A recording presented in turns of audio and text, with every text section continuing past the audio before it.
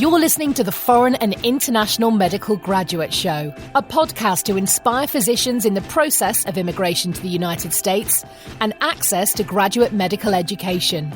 We create meaningful and helpful content that motivates medical students and doctors throughout the world, with the goal of creating a community that supports itself and gives feedback to each other, that stays updated with the most recent tips and advice on how to make it in America and become a successful resident or fellow in the speciality of your dreams. Dr. Alonso Osorio is board certified and residency trained in both emergency and family medicine and will be bringing you 20 years of his personal experiences, struggles, and motivation.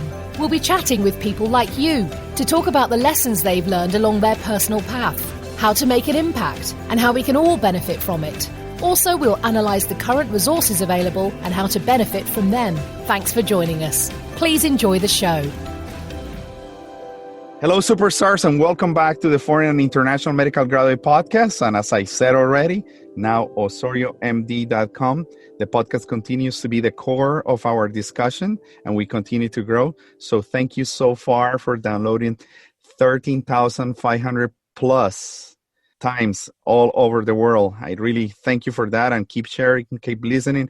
And now my platform in YouTube is going to get stronger. We're going to get more audio, visual content that is going to be a little bit more generic, not only for the doctors, for the medical students, but also for the people, our patients, educational, motivational, etc. So today we have Dr. Amer Aldeen. He is the Chief Medical Officer for United States Acute Care Solutions, U.S. Acute Care Solutions, based out of Canton, Ohio. And I can say it's one of the largest emergency medicine groups in the nation. We're talking in the United States and most likely in the world. Dr. Amer is a graduate also of medicine of the University of Virginia School of Medicine. And he has a bachelor's degree that was focused in religious studies.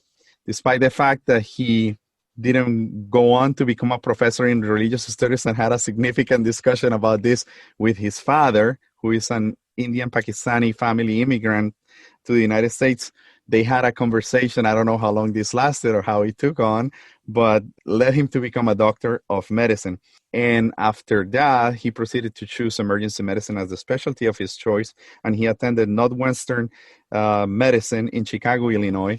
And about 3 years ago, not only due to professional moves but and professional decisions that he has made throughout his life, but also through tennis, he has decided to move to Florida. And now we met in Florida. So how we met, the story goes like this, right? My wife was like the school liaison for the parents for the pre-K kids, and his wife said, "Hey, you play tennis?" "Yeah, I do play tennis." "Oh, my husband plays really good tennis." By the way, he's a really good tennis player. And then, my wife said, "Oh, Alonso plays tennis as well. They might probably connect and probably hit it off." And actually, that's what we did. So I'm going to introduce you as a great tennis player. And I think his competitive, successful career mimics his competitive behavior on the tennis court, because he runs to every single shot and never gives up. And he injures me over and over and over and over. We haven't played in a while. Physically, he outruns me. He used to be a huge soccer player. Anyway, having said all that about you that I think are fantastic, welcome to the show. Thank you for taking this time of your life to be with me. And I just appreciate it. I know that my listeners are going to really, really be interested in what we're going to be talking about. I appreciate it, Alonso. Thanks very much. And the reason I have to run so much in tennis is because you're running me around in tennis. So if I'm a great tennis player, Dr. Osorio is an even better one. So it's an honor to be on the court with you and an honor to be here. Fantastic. Dr. Amer, you and I have had literally discussions during tennis about what has been so far your professional career. And I've been always remarkably surprised of how an emergency physician became such a successful executive in corporate America, and specifically in healthcare. And one of the topics that we want to discuss today, and the reason why we bring Dr. Aldeen, is due to the fact that I see the need for foreign and international medical graduates to consider career development, not only in medicine, but professionally in other endeavors. We're not only physicians, and Dr. Amer sent me a few little sketches and notes on what we wanted to talk about. And I found really interesting the fact that, you've been competing for so long in medical school, in undergrad, to be top of your class. And you said that being a great doctor is not anymore about personal success. It's more about the success of your coworkers, the success of the group, the success of the people. And many of us doctors that immigrate here to America have no clue how corporate America works, how you become and walk the walk and talk the talk and present yourself in a way that you are chosen to become someone like you, a chief medical officer for a very large, important corporation in healthcare in the United States. So having said that, I'll pass it on to you. Thanks, Dr. Osorio. So I really appreciate the opportunity to be here. I think the biggest thing that I learned and the way that I got to where I am, much of what pushed me to this area, was the understanding that all of us are good physicians. Some of us are very great physicians. And I think being a great physician, what that gives you is being able to take patients of your own very, very well, take care of them very, very well. It also does is, because you're a great physician, it puts you in the stage and gives you the ability to be a great leader or administrator.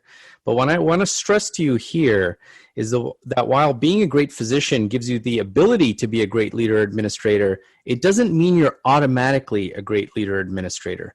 You have the tools, you have the intellect, but there's different rules, there's different success metrics. Up to now, you've led yourself to clinical success with medical school, studying hard there, residency, studying hard, working hard there, sleepless nights, 80-hour work weeks, things like that. And then post-residency, of course, I'm sure you've worked hard. But now you're in a position where it's not about how well you do clinically, individually. It's about how well you move the entire team forward with your leadership skills. And one of the really important points that I learned is, just because you're good clinically doesn't mean you're automatically going to be good administratively or as a leader. You need to train yourself for that. You need to learn that. And of course you have the ability. You're smart enough. Absolutely. As a physician, you're smart enough to do it and you've got all the tools, but it doesn't happen automatically. You really need to work hard at it and to train yourself to do it. And so I always urge others, physicians who are trying to move up in the administrative realm, especially international medical graduates, foreign medical graduates, you got to train yourself. It's a new type of training, new way of thinking. Obviously, we're so busy during the first few years that we come into America. First, trying to pass the boards, then get credentialed by the ECFMG, then finding a residency position. And then when you find yourself in residency training, there is all these American grads that have master's degrees in business administrations, master's degrees in public health, master's degrees in healthcare administration. And they have a different perspective sometimes to put on the table. And my question throughout my life, I'm now 42, by the way. Dr. Amer is my age. He's barely 43. And the question that I ask myself, I'm always checking, what am I doing the next 5 years of my life? How do I see myself in the next 5 years? How do I see myself in the next 10 years? So obviously you said that as a doctor, you come with the right tools, with the right knowledge, with the right set of skills. That doesn't necessarily mean that you will be a good administrator. But here it goes. Do you need an MBA behind your name?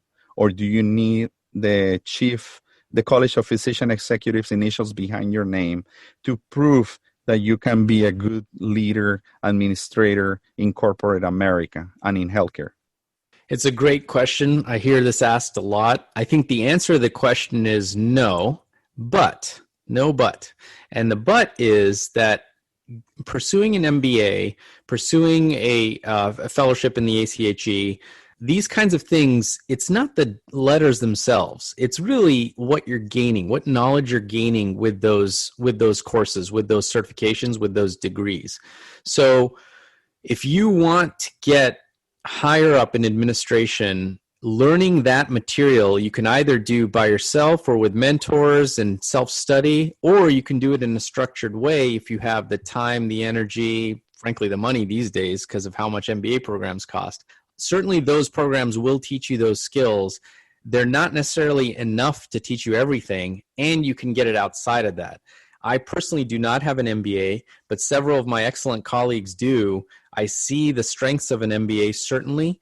I didn't choose to go that route. I thought about it very, very hard and very long. I didn't choose to go that route, partly because it was so expensive and partly because I was able to gain the skills, many of the skills I needed without that. Now, there's always a role, not just for the MBA. There's the FACHE you talked about, the fellowship there. There's also executive education courses that occur at your local university.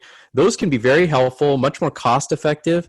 Let me give you one example. As a physician, you may feel like your finance and your knowledge of economics is not as good. Well, take an executive ed course at a local university on that. It probably costs a couple $1,000s as opposed to an MBA. These days, executive MBAs can cost up to $80,000 a year. That's $160,000 in some cases. So plus, I think that plus the time being away from the family. Oh, right? yeah, absolutely. And even if a lot of it's online, that's great that it's online. It's still a huge amount of work. There are healthcare focused MBAs. Those may be even better, even more applicable. But I'm not convinced an MBA is necessary, although it certainly does help. So I call all this professional career development. I know that at the very beginning of your career, you were heavily linked with education, and you were the assistant program director for an emergency medicine program, correct? Yes, that's correct. And then suddenly that kind of starts taking off as a leader. You're the residency program director, which I think is a big deal in the US. And then suddenly you become an emergency physician in a local emergency department, and then you are given the chance to be the medical director there, and things just keep getting better.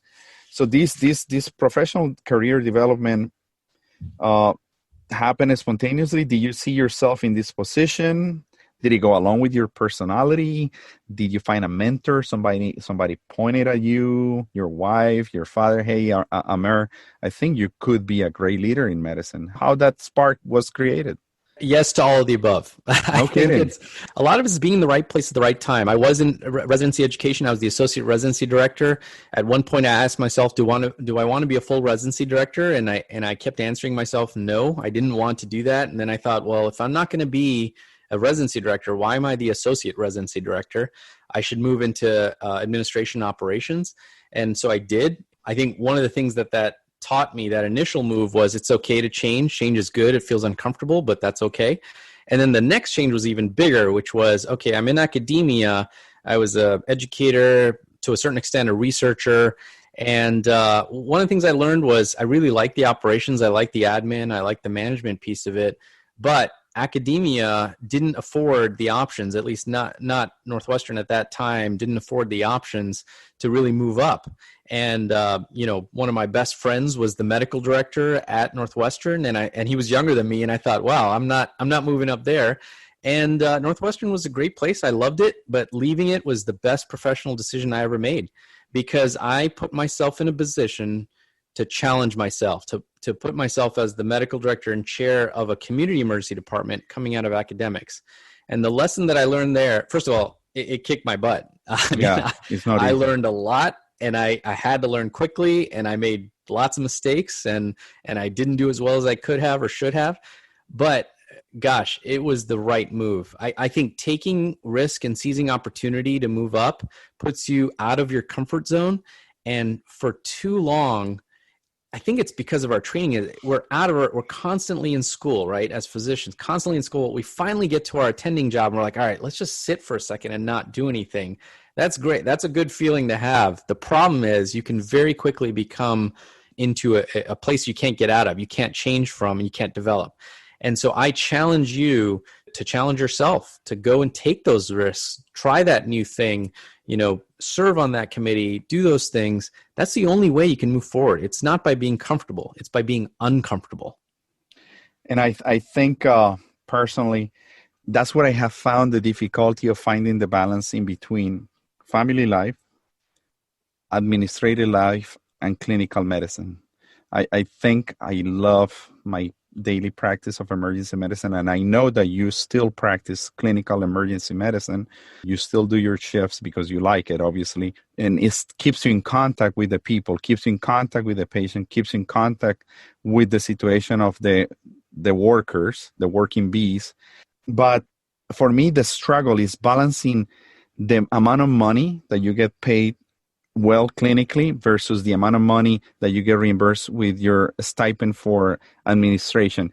And as you said, it could be grueling as the chief of the department of an emergency room anywhere in the United States. They will literally could suck the blood out of you, because it doesn't matter if it's Saturday or Sunday, New Year's, Christmas Day, Christmas Eve, you name it, any holiday, any day, you are the appointed person that must answer the call from the CEO, CNO, whoever colleague or consultant that wants to complain about your peers, yourself, anywhere. How did you get to balance that tight, narrow walk, especially having little kids, a young wife, new marriage, etc., and a huge student loan? Yeah, well, I was lucky with the student loans part. I had paid those off earlier on before I got to my medical director job. So at that time, the student loans were not nearly, the fees were not nearly as high, and I went to a state school. So one thing that was lucky is I was able to pay those off. The other balance part, and I'd love to be able to say, oh, I did this amazing thing. There is no balance. It's really hard to balance. You have to just accept the fact that balance is you can be crooked in that, and still that's balance. You're kind of barely holding it together at some times, but that's okay. The ability to forgive yourself for not being so perfect or try to do everything exactly right, that's okay. You got to be able to do that. We don't do that well as physicians. We don't forgive ourselves well. We don't get the B's on the tests. We don't not take the calls and things like that. I think it's okay to try things, make mistakes. The two keys is, number one, be willing to make mistakes, but more importantly, number two, be willing to get past those mistakes and rise again and work hard and learn from them. The humility needed to be a great leader is very, very important. It's very high need for that, is to understand that you're not always right, and you're willing to learn, and you're willing to get better. Being a leader is being humble, and is not about being selfish and, using that position for your own benefit. Is to empower your team. What have you learned over the years on empowering people, making them work through change, optimizing processes, and all those little things that we need to deal with on a regular basis? Yeah, so I think the most important thing about being a leader is that it's not about you. Being a leader is not about you. It's about the people you're leading around you. It's just like being a teacher is not about you. It's about the student.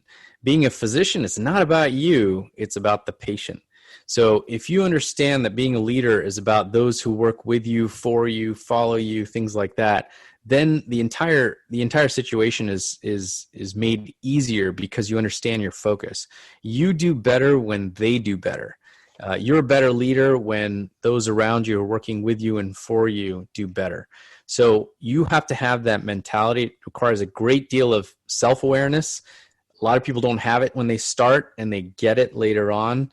And the ability to see yourself from the outside and see how you're perceived is very, very important. Look, recent experts call this emotional intelligence. I think that's an extremely important concept.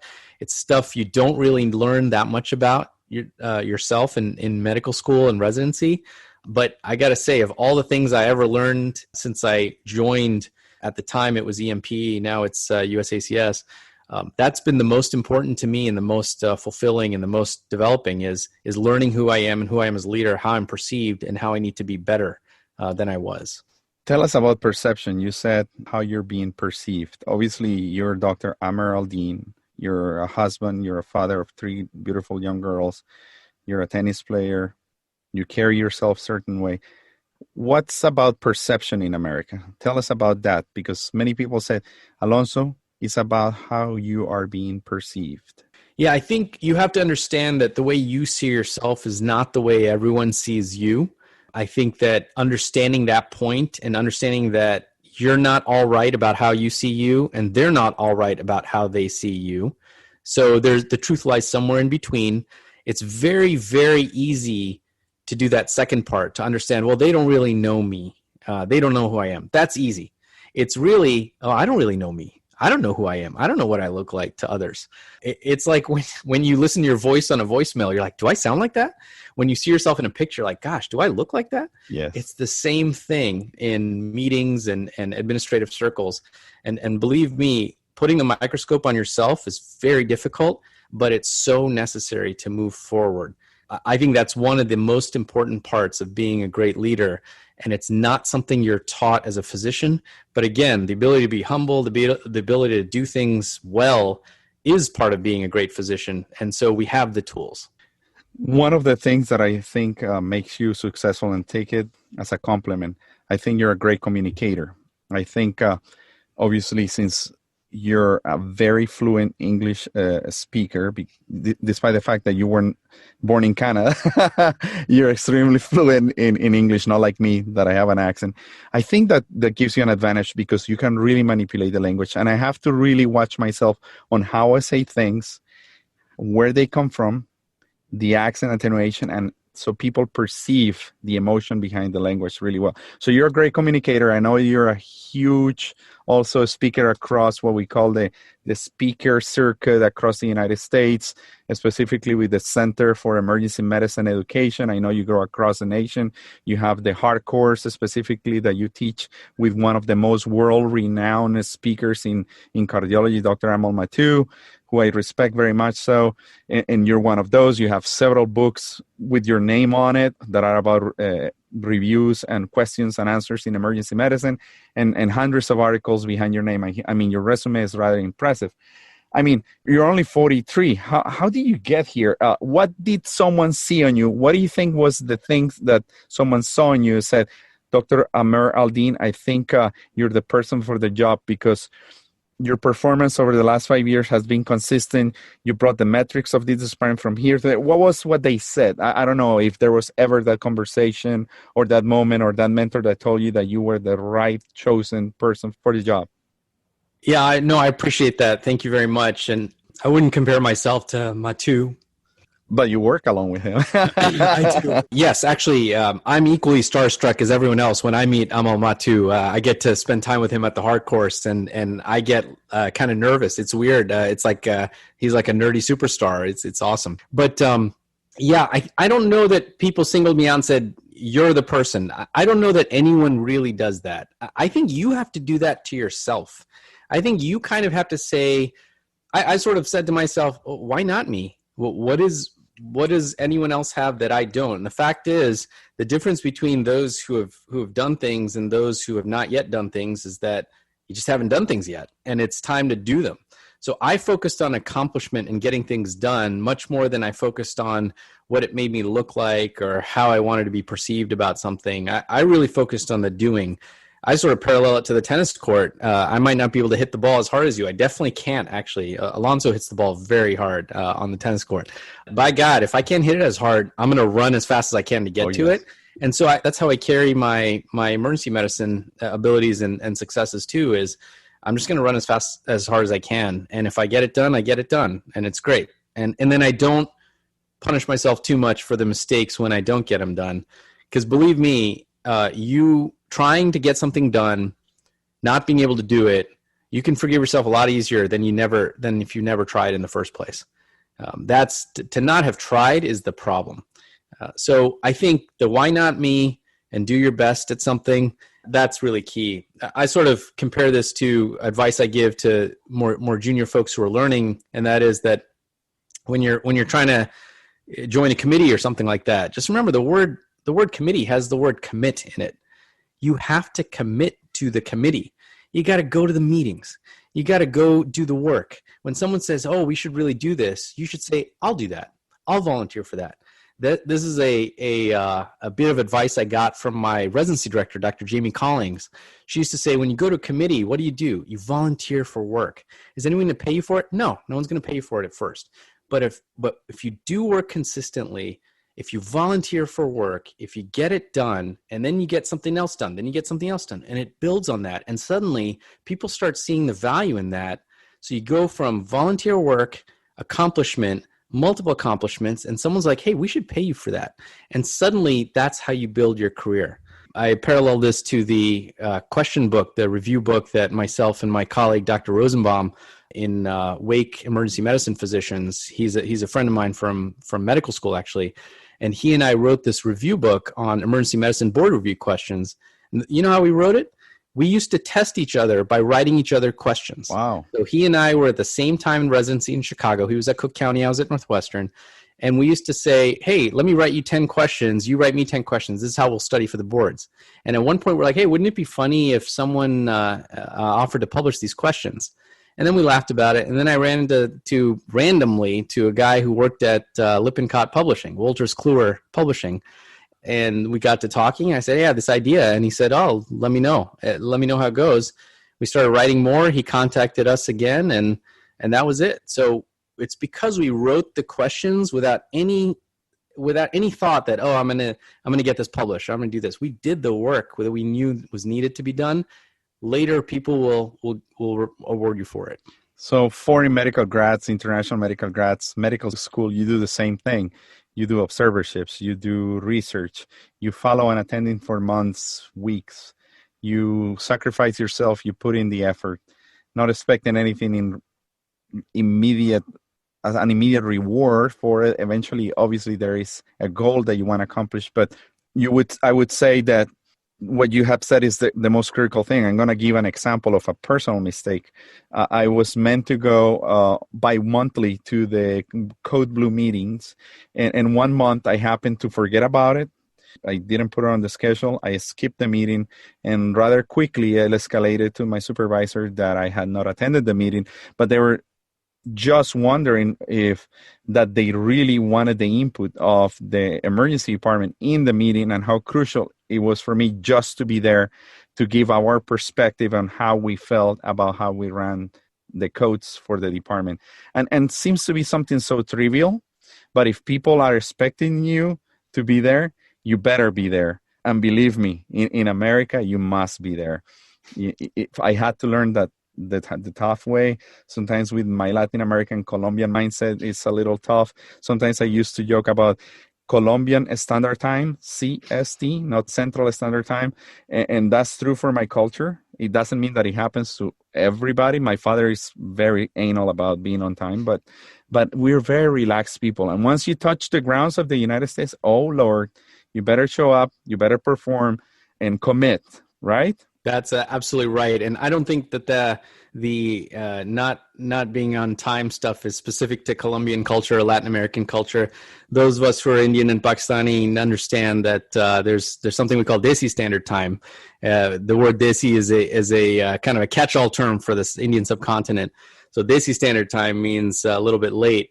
And you know this is true if you go to a Desi wedding and you find that no one's there except for the non-Desis who showed up when the invitation says to show up. All the Desis know you show up an hour and a half to 2 hours later. So, hey, since you brushed up on that, we spoke off the microphone that obviously your parents are immigrants from India and Pakistan. I don't know who comes from where, but the point is that you were born in Canada, and you had a lengthy discussion with Dad many, many years ago about becoming a professor of religious studies or becoming a doctor. Now, 20 years later, 25 years later, when you sit down with Aldeen Sr.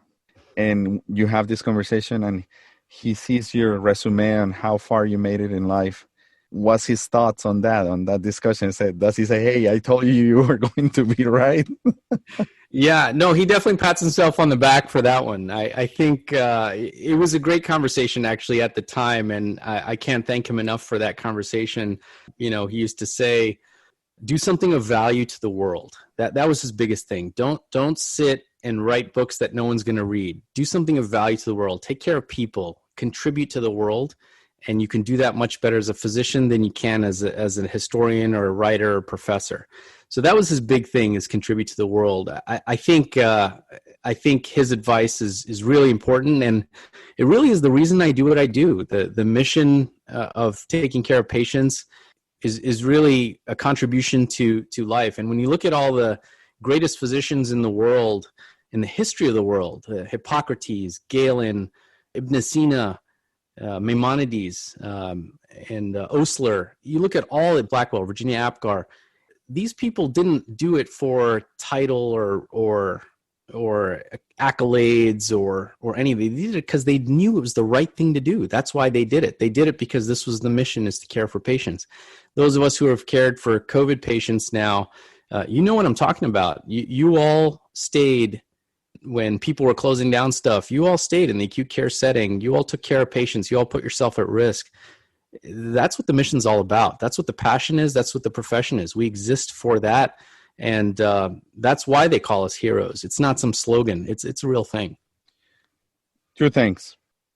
One thing I feel uncomfortable about sometimes is to brush up with or approach the C-suite, what they call in America, the CFO, the CMO, the CEO, the CNO, nursing officer, all these C people that are extremely powerful within a hospital or a hospital system or a company. How is that relationship behind closed doors? How do you establish a connection or a rapport with these people that sometimes I just kind of look up on the sky and think that they're up in a big loungy bed, just kind of calling the shots? How's that relationship with you now, or how it has progressed over the years?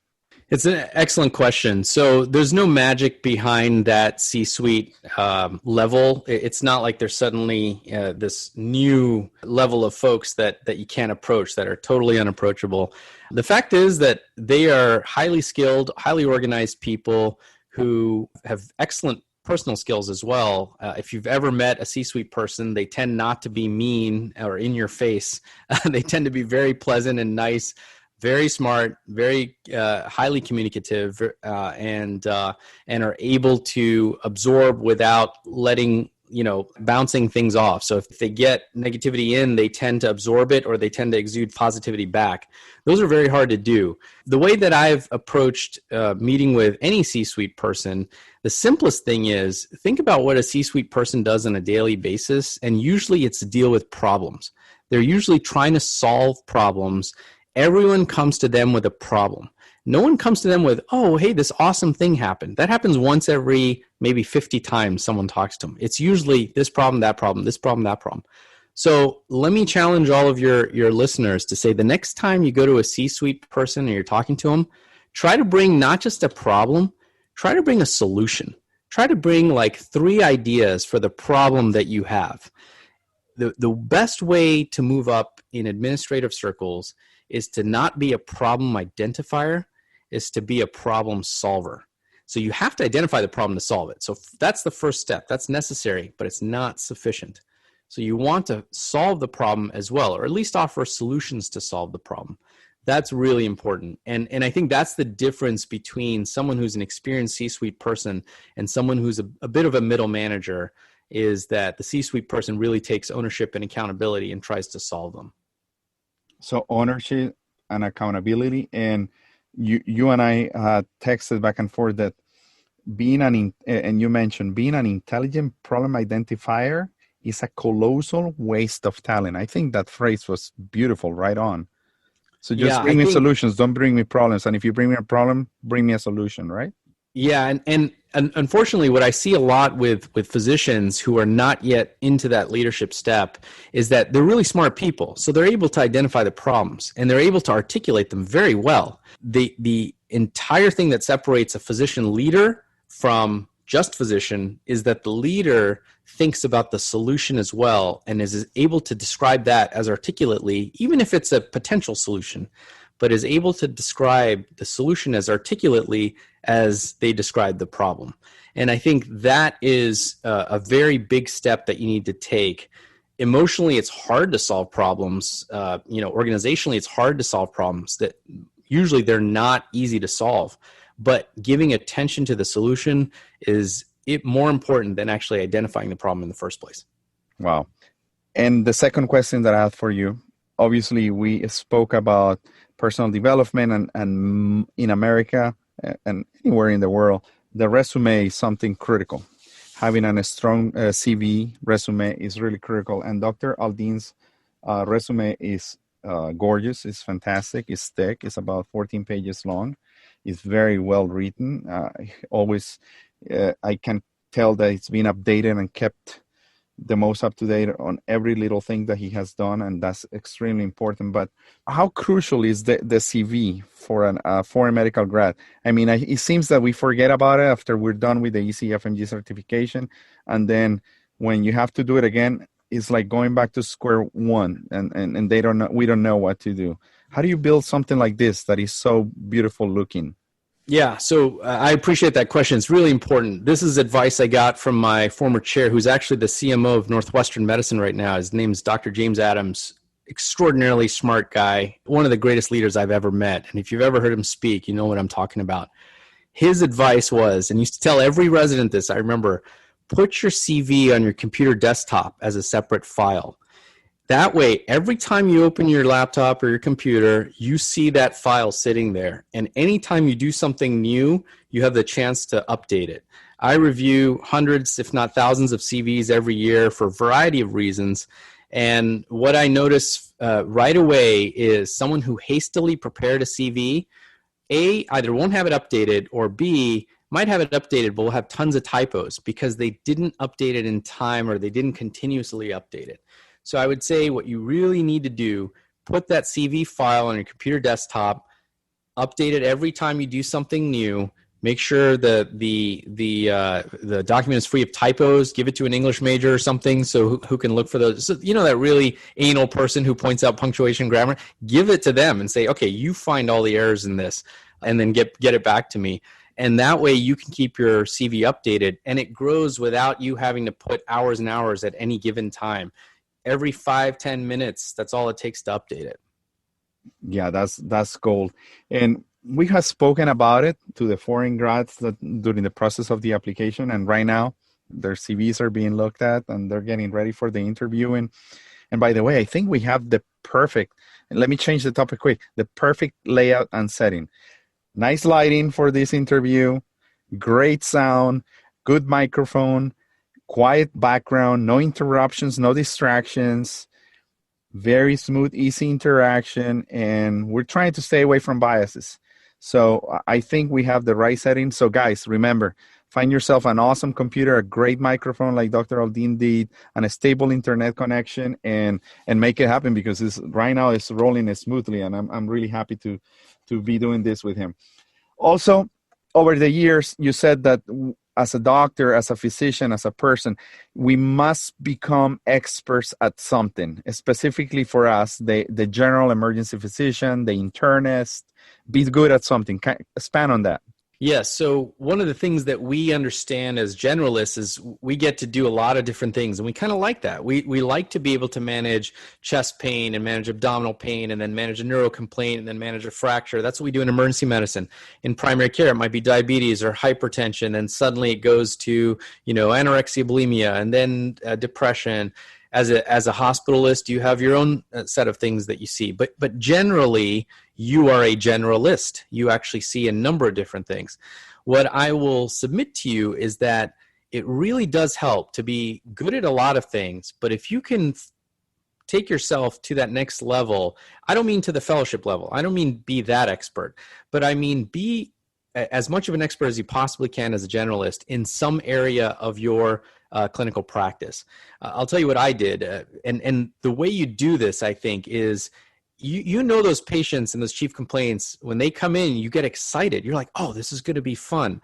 Some people get excited by DKA. They're like, oh, I love thinking about the electrolyte shifts, and I love thinking about how the potassium might look high, but it's not really high, and the insulin and glucose. Some people like that. Some people like ACS and STEMI, and let's see how fast I can get them to the cath lab. What I loved when I was in the emergency department, of course, not that I loved that people were sick, but I loved the challenge of trying to take care of patients in cardiac arrest. When I heard code coming in, to me, that was, okay, it's go time. I can only do 5 things. I'm going to do them as well as I possibly can. And I love taking care of cardiac arrest because I thought this person has a 92% chance of dying, and I'm going to reduce that chance. I'm going to give them a chance to live. And that's what I used to think. So what did I do? I read everything I possibly could about cardiac arrest. I knew ins and outs of cardiac arrest. I knew all about it. Wow. It's not that I was a dummy when it came to belly pain. It's just that I didn't know as much about the finer nuances as I did about cardiac arrest.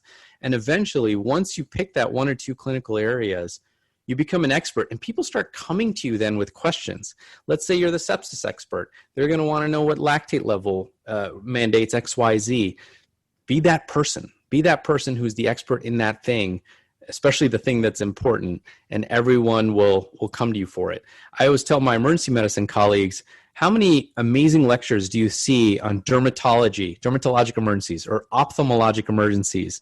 You don't see that many, right? They're rare. If you're the derm person, or if you're the opto person, people are going to come to you with questions, and that's good. That means that you have attained a level of knowledge and a level of trust that they will come to you with that. And having that expertise is extremely important as you succeed in administrative realms, because you will be known as the clinical person who's the expert here, and that gives you a certain degree of credibility when it comes to administrative problems.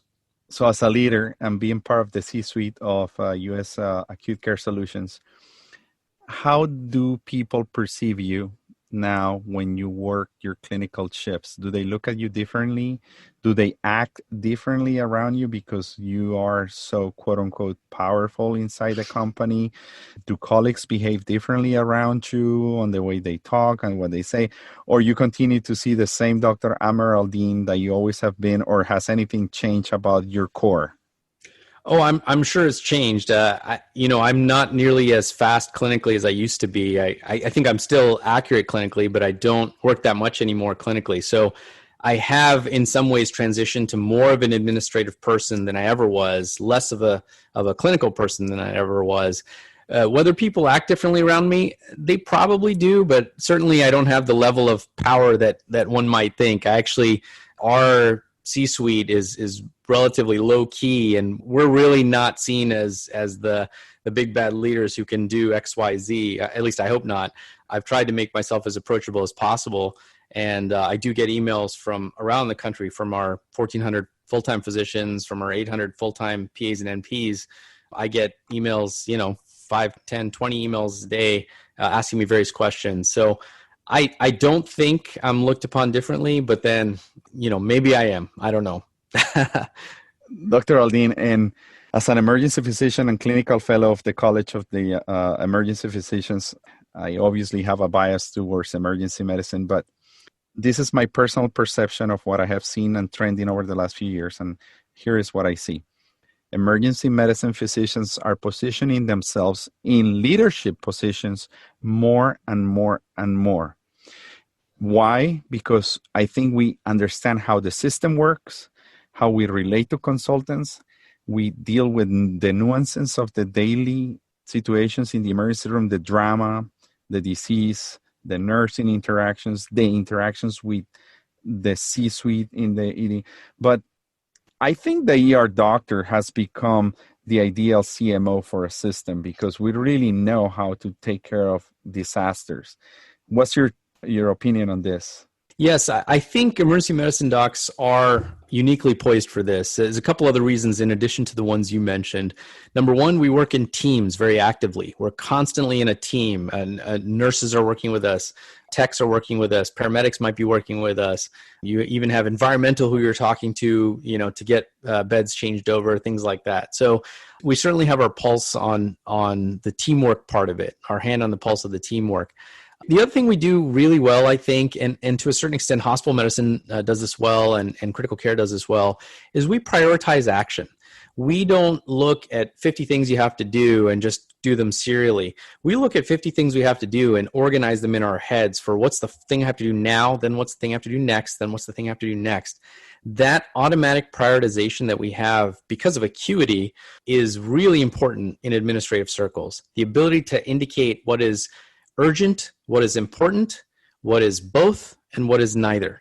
that scheme, I think Dwight Eisenhower, one of the U.S. presidents, was the one who actually looked at that 2x2 table of important and urgent. And that scheme, I think, and that layout is something that we sort of do intrinsically. So the prioritization, the teamwork, and then, as you said, the ability to see lots of things going on in the hospital setting, knowing lots of people, knowing specialists, knowing generalists, knowing the PCPs, talking to people on the phone, all those is very good. So definitely emergency medicine, hospital medicine, I could add to that as well, and critical care as well. Awesome. For our listeners, many FMGs come to America and said, no, America is the place to make lots of money. And I'm going to go on and be an internist. You know, they come from India. I want to be an internist. I want to be a nephrologist. I want to be a cardiologist, interventional, electrophysiologist. And everything is about making money. If there is no money, there is no effort. I'm not going to make the effort. I'm not going to show up because there is no money involved. You and I have discussed something, and you wrote in a beautiful way, when there is no money, there is no mission. I think that's a misperception that people have. I mean, there doesn't have to have money involved for you to be able to accomplish something, correct? Yes, I think it goes back to the whole committee and commit thing. Is some people feel that if you're not paid to do something or go somewhere, you're not going to do it. The fact is, how do you improve something if you have $0? What can you do with $0? If you can answer that question with 2 or 3 things you could do to make things better with $0, you're on your way to leadership, you're on your way to admin, because no one's going to give you money to do a bunch of stuff. Anyone can do stuff with a lot of money. It's all about what you can do without money, then what you can do with a little bit of money, then what you could do with a lot of money. You have to go through those no money steps first before you can get to the high stakes tables in a way. So I think it's very important to understand that while money can solve a lot of problems, it's a very scarce resource, and actually the better ways to think of the low-hanging fruit and trying to accomplish that, and then the middle-hanging fruit, and then the high-hanging fruit. And one thing that I've been personally improving myself for the last 7 years has been how to improve myself. Is the way I have to carry myself. I would like to be a leader, but my personality keeps shining through, and my colorful shirts and my demeanor, and I try to tone it down. I try to make it more American proper. I try to be different, but sometimes I feel uncomfortable trying to be someone else that I am not. Is there a profile for a foreign medical grad that is coming from India, Pakistan, Afghanistan, Africa, that has to be fit to be a successful leader or administrator within the healthcare of the United States? Is there a form that we have to follow, or how do you think that we need to groom ourselves better? I don't know. It's a little bit of a complex of inferiority that I have, maybe. I mean, certainly that could be internal to you or to everyone else who feels that way. I really don't think so. In fact, I think you should wear the brightest shirts you want to wear. I think it's not what you're wearing. It's not what your beard looks like, or the fact that you don't have a beard. It's not whether you're a female and have short hair or long hair. It's not any of that stuff. It really is how you carry yourself, how you communicate with people. Do you look people in the eye? Do you learn their names? Do they make sure they learn your name, because they need to?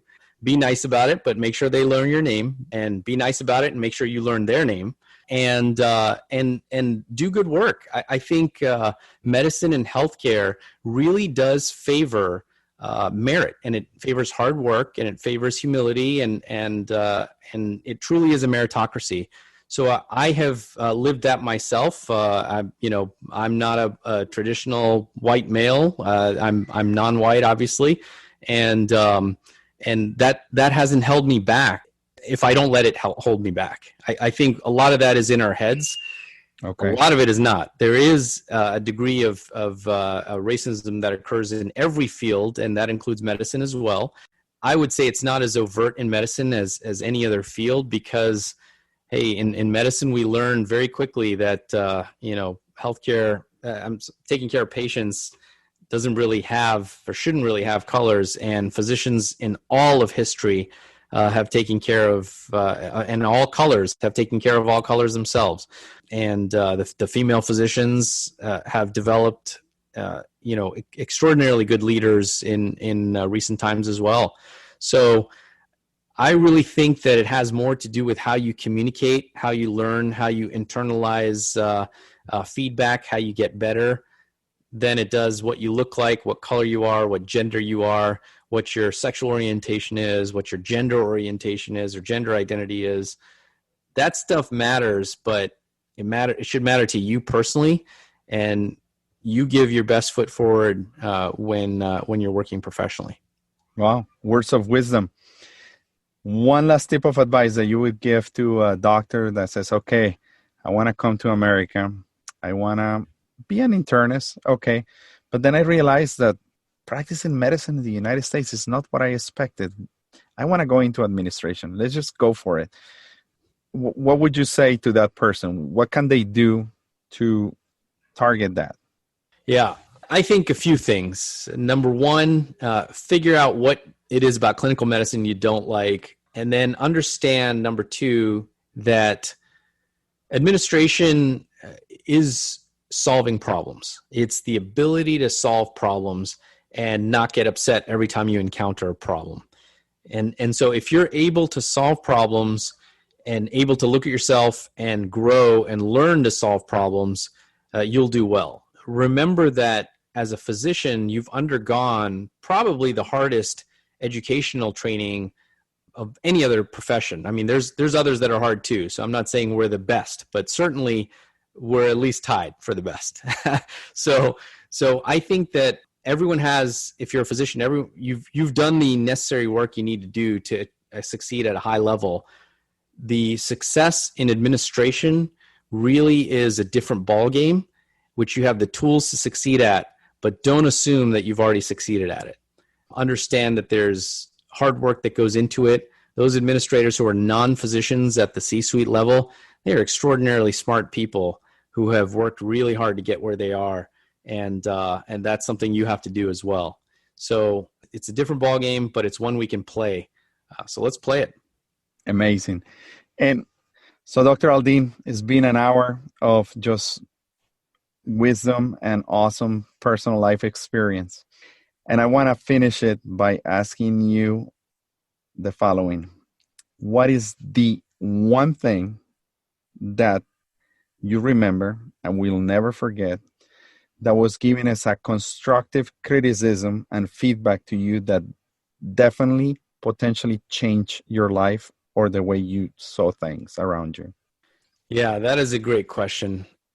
I think probably because I am so go-getter, type A personality, want to get things done, I need to have patience. I'm an emergency room doctor. I'm naturally impatient. I want to get things done well, but I want to get them done fast, and I want to go, go, go. And sometimes I need to sit back and be more patient, not just with, administrative work, but with clinical work, listening to patients better than I do, the 60 seconds of listening before you start suddenly interjecting. Same thing in a meeting, finding what I want to say and then just saying it. No, step back and shut up for a second, and then the answer will come. Just give it a second. And so to me, I struggle with that, being an ER doc and being kind of a very intense person. I think it's really hard for me. I have to struggle with it on a daily basis. I don't think that struggle ever ends. I think that will be my whole life. But as long as I remember it, and as long as I'm humble enough to accept that I need to change it, I think I'll do my best. I'll leave with a quote from Thomas Edison, and this one I really feel is true, and that is Thomas Edison, the great inventor, said, "I have never failed. I have just found 10,000 ways that won't work." And so it's really all about trying your best, being humble, forgiving yourself, and then learning from your mistakes. Well, guys, Dr. Amer Aldeen has said it. So take advantage of that. Just put in the best effort. I know you guys are really struggling right now and dying to know if you're going to get any interviews. Your applications have been now downloaded since September 1st. This is the anguish time before you actually get many or no interviews. It's going to be frustrating times, but We have successfully completed 44 episodes and we continue to grow. And this is episode 44. I am so glad that you came, Dr. Aldeen. It's been fantastic. I just hope everybody likes it. And I want feedback, guys. Remember, feedback is crucial. Get a hold of me at info@osoriomd.com or Alonso J. Osorio at fmg-imgcast.com. And please take 5 seconds of your life. If you think that Dr. Aldeen and I did a good job, leave us a 5-star review if you guys think that we deserve 5 stars. A 1-star won't help me. It will just kill me on the rankings. But if we did, an honest, truthful feedback will be greatly appreciated. Contact me, send me an email, thumbs up, like me, subscribe to my YouTube channel. And as I said, bigger things are coming. Osorio MD is here to stay. And thank you for being here today, Dr. Aldeen. Thank you, Dr. Osorio. I really appreciate it. It's been amazing.